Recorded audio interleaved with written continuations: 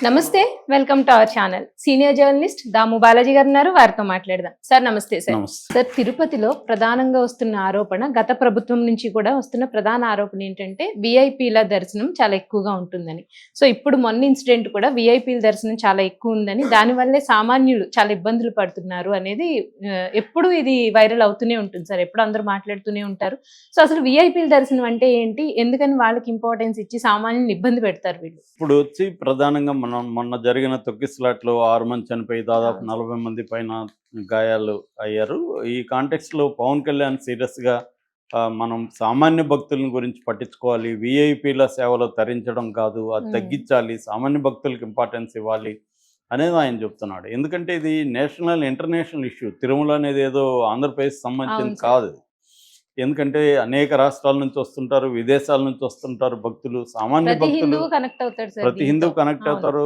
సామాన్య భక్తులు పాపం ఎంతో అవును. నష్టాలు కోర్చి ఎక్కడెక్కడి నుంచి వస్తారు. హ్మ్. ఎందుకంటే నేను తిరుపతిలో చదువుకున్నాను. హ్మ్. నేను అక్కడే తిరుపతిలో కింద అక్కడ ఒక కోనేటి కట్టు ఉంటది. ఆ హ్మ్. కోనేటి పక్కనే మా రూమ్ ఉండేది బ్యాచిలర్‌గా ఉన్నప్పుడు. మేము హ్మ్. ఇట్లా ఇంకా చెన్నై నుంచి అయితే బొబ్బలెక్కిపోయి ఉంటాయండి. నడిచొస్తారు అవును సార్. పాదయాత్రతో అవును. అక్కడికి వస్తారనమాట. మా ఏరియా హ్మ్. అక్కడే ఉంటాయి మొత్తం అన్నీ. హ్మ్. టీటీడీకి సంబంధించినవన్నీ ఆ హ్మ్. కోనేటి కట్టు చుట్టూనే ఉంటాయి. సో, మేము జూస్తే బొబ్బలెక్కిపోయుంటాయి హ్మ్. వాళ్ళకి. అంత వాళ్ళకి ఆ భక్తా అదే. లేకపోతే మాకు మోడర్న్ భక్తి అనిపించొచ్చు గానీ, హ్మ్. ఏదేమైనా అంత ఒక నమ్మకంతో, ఆ ఎమోషన్‌తో వస్తారు సార్. ఎమోషన్‌తో కరెక్ట్. వస్తారు అవును. గదా! భక్తి గూడా హ్మ్. తీవ్ర ఎమోషను. అవును. దాంతో వచ్చినప్పుడు వాళ్ళకి మినిమమ్ గౌరవం ఇవ్వాలి. అవును వాళ్ళకి సార్. మినిమమ్ వసంతలు కల్పించాలి. అది జరగకుండా వీఐపీ సంస్కృతి అనేది పెద్ద ఎత్తున హ్మ్. జరిగిపోయింది. మామూలుగా ఏందంటే వీఐపీ పాసులని కొన్ని ఇస్తారండి. హ్మ్. వీఐపీలు ఎవరు అనుకున్నప్పుడు మనకి ప్రెసిడెంట్ దగ్గర నుంచి రాష్ట్ర మన దేశ అధ్యక్షుడు, రాష్ట్రపతిది, హ్మ్. ఉపరాష్ట్రపతి, ప్రధానమంత్రులు, మంత్రులు, తర్వాత గవర్నర్లు, తర్వాత న్యాయ అధిపతులు, హ్మ్. ఇలాగా వీళ్ళకందరికీ వీవీఐపీలు. వీవీఐపీలకి అందరికీ కూడా ఉచిత దర్శనాలు ఏర్పాటు చేయడం, ఎక్కువసేపు అక్కడ ఉండడం, రకరకాల ఆర్జిత సేవలని రకరకాల పేరుతో అర్చనలు ఇవన్నీ కండక్ట్ చేయించడం జరుగుతుంది. హ్మ్.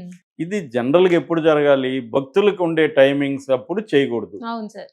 మిగతా టైంలో అర్లీ మార్నింగ్స్ అలాంటివి చేస్తే రెగ్యులర్ భక్తులకి ఇబ్బంది లేకుండా హ్మ్. ఉంటది. హ్మ్. అది ఇంపార్టెంటు. అది కొంతవరకు జరగాలి. అది జరగట్లేదు. రెండోది రాజకీయ ఎవరెవరికి ఇస్తున్నారు? ఇప్పుడు నేను చెప్పిందేమో వీవీఐపీలు. వీఐపీలు ఎవరెవరు? పొలిటీషియన్స్, ఎమ్మెల్యేలు, ఎమ్మెల్సీలు, ఎంపీలు, తర్వాత యాక్టర్సు. హ్మ్. సినిమా ఒక ఇండస్ట్రీలో. ఇక్కడ ఎవరు మనకు అసలు ఎవడో తెలీదు. అక్కడ మాత్రం వాళ్ళకి వీఐపీ అని చెప్పి ఇస్తా ఉంటారు. అవును సార్. ఫోటోలొస్తుంటాయి. హ్మ్.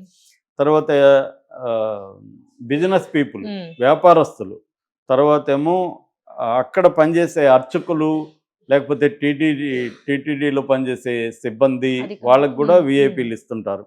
అట్లాగే బ్యూరోక్రాట్స్ అండి. గవర్నమెంట్ అధికారులు, ముఖ్యంగా పోలీసు, హై స్థాయి పోలీస్ ఆఫీసర్లు, అట్లాగే డోనర్స్ పెద్ద ఎత్తున డబ్బులు అవును సార్. ₹1,00,00,000 హ్మ్. పైనిస్తే వాళ్ళకందరికీ సౌకర్యాలు కలిగిస్తారనమాట. హ్మ్. అవన్నీ టీటీడీ వెబ్‌సైట్‌లో గూడా పెట్టుంటారు. డోనర్స్‌కి ఏ రకమైన మేము సౌకర్యాలు ఇస్తున్నామని.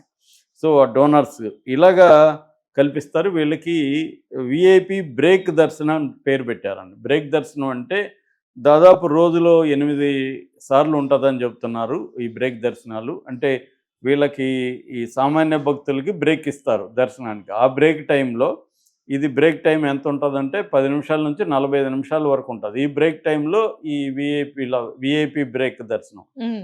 దానికి కూడా డబ్బులు కట్టి కూడా మనం తీసుకోవచ్చు. ముందుగా బుక్ చేసుకోవాలి. అవును. స్లాట్ బుక్ చేసుకుంటే డబ్బులు కట్టి అది కూడా ఒక్కోసారి మారుతా ఉంటది. హ్మ్. 500 నుంచి హ్మ్. రూ. 1000 వరకు ఎంతో ఉంది రేట్లు. దాన్ని బట్టి వాళ్ళకి ఇన్ని లడ్డూలు, ఇంత ఆహారం అవన్నీ ఇస్తారు. అలాగా తీసుకెళ్తారనమాట. ఈ మామూలుగా అయితే వీఐపీ దర్శనాలు ఎవరికివ్వాలి? దివ్యాంగులకి. అంటే అక్కడకి వెళ్ళలేని వాళ్ళకి, అవును సార్. దివ్యాంగులకి, హ్మ్. ముసలి వాళ్ళకి, ప్రెగ్నెంట్ వుమెన్‌కి హ్మ్. హ్మ్. ఇలాంటోళ్ళకి ఇవ్వాలనేది రూల్ ఉంది. కానీ వీళ్ళేం చేస్తున్నారంటే ఎమ్మెల్యేలు, వీళ్ళు ఒక వీఐపీ పాస్ తీసుకుంటారు. మామూలుగా ఒక వీఐపీ పాస్ ఉంటే నలుగురు వ్యక్తులను అలో చేయాలండి. హ్మ్. మామూలు రూలు. హ్మ్. కానీ ఒక్కోసారి అది 50 మంది వరకు కూడా రోజే పంపించిందని గతంలో అవును విమర్శొచ్చాయి. సార్. ఒక వీఐపీ పాస్ తీసుకొని ఆమె హ్మ్. 50 మంది పంపించిందని.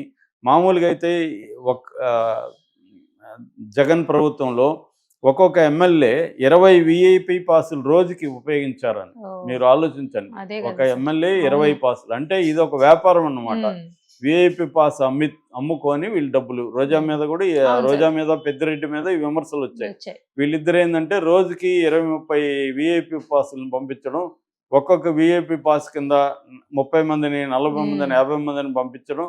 దీంతో వాళ్ళందరూ వీళ్ళకి డబ్బులు ఇస్తారు. సో ఇది అంటే దేవుడు అనే ఒక భక్తి అనే కాన్సెప్ట్ పోయి ఉమ్, ఒక వ్యాపార బిజినెస్ కాన్సెప్ట్ అనే, వచ్చేసింది. అవును సార్. బిజినెస్ డబ్బున్నోడికి మరి ఉమ్, దేవుడికి కూడా ఈ పక్షపాతం ఉందా? డబ్బుండి షార్ట్ కట్లో తన దగ్గరికి వస్తే ఉమ్, ఎక్కువ అనుగ్రహిస్తాడా? ఈ విచక్షణ అనేది పోయిందండి. మరి నిజంగా దేవుడు ఆ, అనే ఆయన వెంకటేశ్వరుడు కానీ మంచివాడైతే ఆయన ఏం చేయాలి? బాధపడిన వాళ్ళకే కదా ఆశీర్వదించాలి. అవును సార్. ఇలా అడ్డదారిలో వచ్చిన వాళ్ళకి ఆశీర్వదించకూడదు కదా. కానీ మరి ఏం జరుగుతుంది ఇక్కడ? సో ఇది మేజర్ ప్రాబ్లం అండి. మామూలుగా కష్టాలు పడి అక్కడ క్యూలలో గంటలు నిల్చుకున్న వాళ్ళకేమో తోసేస్తారు మెడబట్టి టక టక టక అసలు అని దర్శనం కూడా కాదు సార్, అదేమి కాదు, వెళ్ళంగానే ఊరికి ఆ తోసేస్తారు. ఫీలింగ్ అంతే. ఉమ్, అడిగి అవును. పోవడం మెడబట్టి తోసేయడం. ఉమ్, వీళ్ళకి మాత్రం విఐపి వాళ్ళకి ఈ పాసులు అమ్ముకొని ఇది ఒక వ్యాపారం ఉమ్, ఎమ్మెల్యేలు ఎమ్మెల్సీలు చేసుకుంటున్నారు. పోనీ జగన్ ప్రభుత్వంలో ఇది ఉంది, ఇప్పుడు లేదా? ఇప్పుడు ఇంకా ఎక్కువ ఉంది. బిఆర్ నాయుడు వచ్చినాక ఎక్కువ ఉందని తెలుగుదేశం వెబ్సైట్లలోనే నేను చదివాను అవును సార్. న్యూస్. ఉమ్, వాళ్ళే రాస్తున్నారు ఇంకా విఐపి కల్చర్ పెరిగిపోయింది, ఈ విఐపి సేవలో బిఆర్ నాయుడు తరిస్తున్నాడు అనేది తెలుగుదేశం మీడియానే రాస్తుంది. ఉమ్, నిజానికి ఇప్పుడు జగన్ మీడియా కంటే కూడా, ఎందుకంటే జగన్ బలం అంతా సోషల్ మీడియా. ఉమ్, సోషల్ మీడియాని దెబ్బ కొట్టేశారు. వాళ్ళందరినీ మేజర్గా అరెస్టులు చేసి వాళ్ళని పోలీస్ స్టేషన్ చుట్టూ తిప్పిస్తూ ఉన్నారు కాబట్టి సోషల్ మీడియా ఇన్యాక్టివ్ అయిపోయింది. ఇంకా ఉమ్, మెయిన్ మీడియా అది ఇప్పుడు కూడా జగన్కి పెద్ద ఉపయోగపడింది లేదు. అవును సార్. అందువల్ల ఇప్పుడు ఏం జరుగుతుందంటే తెలుగుదేశం కూటమి ప్రభుత్వం వచ్చినాక ఆంధ్రజ్యోతి లాంటి తెలుగుదేశాన్ని సపోర్ట్ చేసే పత్రికలే విమర్శలు చేస్తూ తెలుగుదేశం ప్రభుత్వంలో ఎటువంటి ఎమ్మెల్యేలు ఎంపీలు వీళ్ళందరూ ఎటువంటి అవినీతి అక్రమాలకు పాల్పడుతున్నారు అనేది వీళ్ళే ఎత్తి చూపిస్తున్నారు. అలాగే టీటీడీకి సంబంధించి కూడా ఈ తొక్కిసలాట్లో ఈ సంఘటన జరిగిన తర్వాత విఐపి కల్చర్ గురించి పెద్ద ఎత్తున చర్చ జరుగుతుంది. చంద్రబాబు కూడా గతంలో కూడా ఈ మధ్య కూడా అక్టోబర్లో కూడా ఆయన స్టేట్మెంట్ ఇచ్చాడు, నేను విఐపి ఉమ్, కల్చర్ని తగ్గిస్తాను, అవును సార్. నార్మల్ భక్తులకి ఎక్కువ సదుపాయాలు కల్పిస్తాను. ఉమ్, కానీ ఇప్పటివరకు అదేమీ జరగట్లేదు. ఇప్పుడు వీళ్ళ గవర్నమెంట్ వచ్చి కూడా 7 నెలలు అయిపోయింది. మరి జగన్ పెట్టినవన్నీ మార్చాలి కదా. వీళ్ళు జగన్ ప్రభుత్వంలో ఉండే మంచి సంప్రదాయాలు ఉంటే బెస్ట్ ప్రాక్టీసెస్ని కంటిన్యూ చేయాలి, ఉమ్, వరస్ట్ ప్రాక్టీసెస్ బ్యాడ్ ప్రాక్టీసెస్ని మార్చాలి.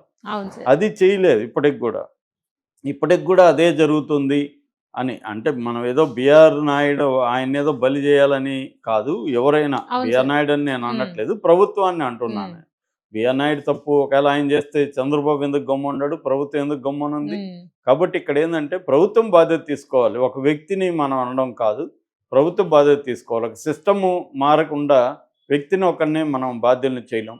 సో గతంలో వచ్చిన శ్రీవాణి ట్రస్ట్ మిగతా విమర్శలు వచ్చాయి. ఇందాక చెప్పిన విఐపిలో ట్రస్ట్ బ్యాచ్ కూడా ఉంటారనమాట. ఇలాంటి ఉమ్, ట్రస్టులు వాళ్ళకి కూడా అక్కడ ప్రత్యేక సౌకర్యం. అట్లాగే వేరే రాష్ట్రాలకు సంబంధించిన విఐపీలకు కూడా కొంత కోటా ఉంటుంది. ఈ మధ్య ఉమ్, తెలంగాణ నుంచి కూడా విమర్శలు వస్తే కొంత కోటా ఇవ్వడానికి చంద్రబాబు కూడా గ్రీన్ సిగ్నల్ చేశాడు. అట్లాంటివి కొన్ని ఉండాల్సిందే. ఎప్పుడు సామాన్య భక్తులకి ఇబ్బంది అవును సార్. కాకుండా విఐపీలకి అక్కడ కల్పించాలి. ఉమ్, కానీ ఇక్కడ ఏం జరుగుతుంది? ఒకటి డబ్బులు కమ్ముకోవడం, 2 పైరవీలండి. ఇప్పుడు ఎవరో ఢిల్లీ నుంచి ఒక మంత్రి వస్తాడు, ఆయనకు అన్ని బాగా చూసుకుంటా ఆయనతో క్లోజ్ అయితే రేపు ఢిల్లీ స్థాయిలో పనులు ఉంటే చేసుకోవడం. ఉమ్, అట్లాగే రేపు అది వీళ్ళ మీద కూడా వచ్చింది. సుప్రీంకోర్టు జడ్జిల మీద కూడా గతంలో ఆంధ్రజ్యోతి లాంటివే రాశారు. సుప్రీంకోర్టు జడ్జి పెళ్ళి, వాళ్ళ పిల్లల పెళ్ళిళ్ళకి వెళ్ళి వీళ్ళు డైమండ్లు గిఫ్ట్లుగా ఇవ్వడానికి ట్రై చేశారు, ఉమ్, అవన్నీ రాశారు. అంటే అక్కడ తిరుమల భక్తితో అందరూ వస్తారు కాబట్టి అక్కడ మన పరిచయాలు ఉంటే పనులు అవుతాయి. ఇది ఎప్పుడు వస్తుందంటే అందరికి ఈక్వల్గా ఉంటే ఇది రాదండి. ఇప్పుడు మనకి అక్కడ పోయి 4 గంటలు వెయిట్ చేయాలంటే మనం అందరం ఏమనుకుంటాం, ఎవరినో ఒకరు. ఇప్పుడు మా తిరుపతి అనగానే ఎవరో అంటారు, మీరేమో నాకు 10 లడ్డులు తెప్పించగలరా సార్ అని. ఉమ్, ఎందుకురా నీకు 10 లడ్లు, ఒక లడ్డు తినొచ్చు కదా, వెళ్ళొచ్చు కదా. ఉమ్, అంటే ఇప్పుడు అక్కడ పోయినాం అనుకో, అక్కడ మనం వీళ్ళు అనుకుంటారు తిరుపతిలో ఉన్నాడు కాబట్టి వీడు అక్కడ కూడా ఎవరినో ఒకరిని పట్టుకోవాలి, వాడికి డబ్బులు ఇవ్వాలి. అవును సార్. అక్కడ బ్రోకర్స్ ఉంటారు, అవును. వాళ్ళకి డబ్బులు ఇస్తే వాడు 10 లడ్లు తెప్పిస్తాడు. వాడు మరి ఎట్లా తెప్పిస్తున్నాడు?